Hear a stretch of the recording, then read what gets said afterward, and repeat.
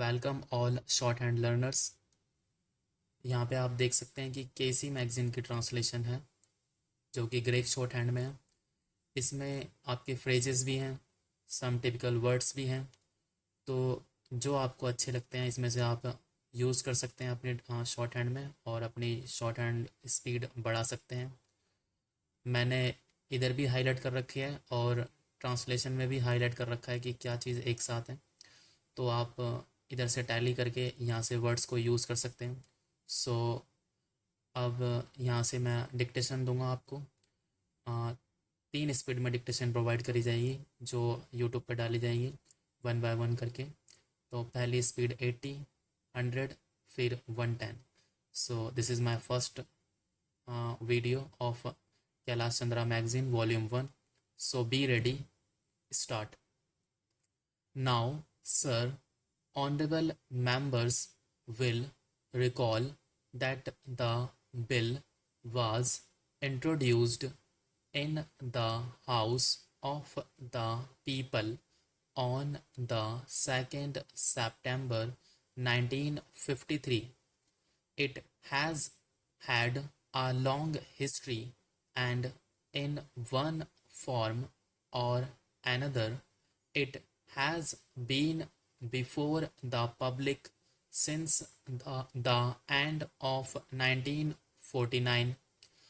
In the statement of objects and regions, the various stages through which the bill has passed since 1946 have been summarized, and I need not recapitulate on this occasion the circumstances in which the then government of India took the decision in early 1946 to initiate an inquiry into the reform of our company law. I would remind honorable members that between 1946 and 1948, the entire field of company law was carefully reviewed by two distinguished company lawyers who were appointed to recommend the broad lines on which the present act should be revised. Their recommendations were examined in the then Ministry of Commerce, and certain tentative departmental views which emerged were circulated in a comprehensive memorandum to all recognized trade and industrial associations, bar associations, the high courts, and the state governments. That brought us to the end of 1949. Many representations on this memorandum were duly received from chambers of commerce, trade and industrial associations, state governments, and the general public. At the end of 1950, the Government of India appointed a committee under the chairmanship of Shri Bhabha to go into the entire question of the revision of the Companies Act, with particular reference to its bearing on the development of trade and industry in this country. This committee examined a large number of witnesses in many parts of the country and submitted its report in March 1952. This report again was circulated to all state governments, chambers of commerce, trade associations, high courts, and many other bodies. At the same time, a special officer was appointed in the Department of Economic Affairs, Ministry of Finance, to examine the report in the light of the views received from the interested public and to submit proposals to government for the revision of the present act.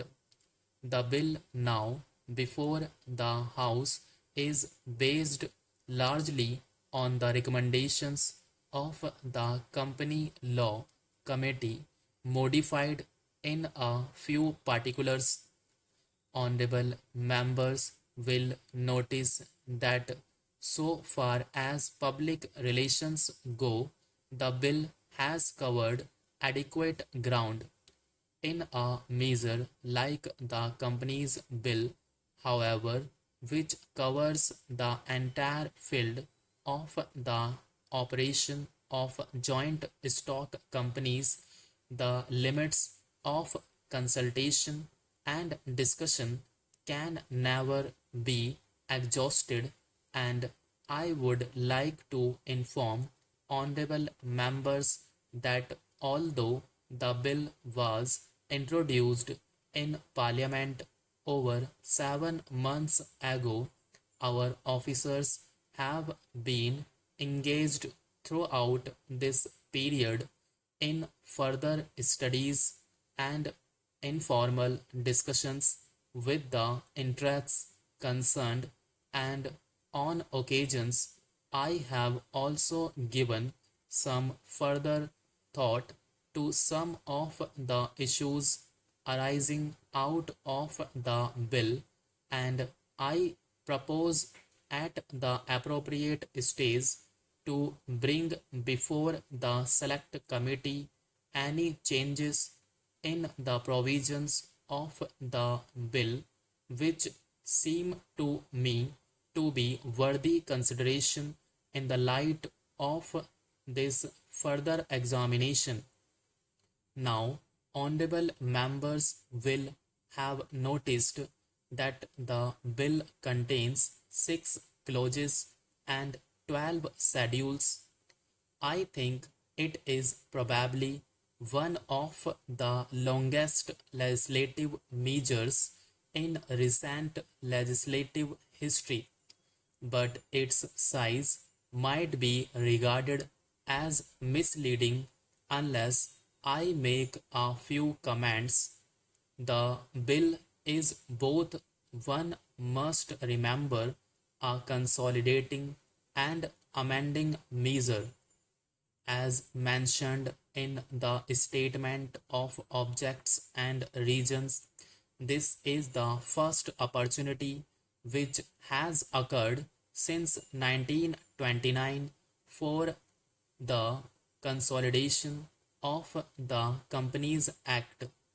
Advantage has been taken of this opportunity to redraft several long and complicated sections in the present act, which have been split up into a large number of clauses. This is the largest single factor accountable for the increase in the number of clauses in the bill. New clauses embodying substantial changes in the present law would hardly constitute more than a small fraction of the bill. I would also draw attention to the structural changes in the bill to which a reference has been made in the Statement of Objects and Regions. The redraft of the bill and the rearrangement of the existing chapters in the Companies Act in a more logical order have, I think, resulted in a noticeable improvement in the form of the bill, and I hope will facilitate better understanding and appreciation of the scheme. I wish that the act which came into effect long ago was implemented properly. I know that the minister here is very earnest in implementing it, but unfortunately, his colleagues at the state level are disappointing him. Unfortunately, no steps have been taken for trimming or toning up the administration at the state level and at the district level. They have to be taken immediately.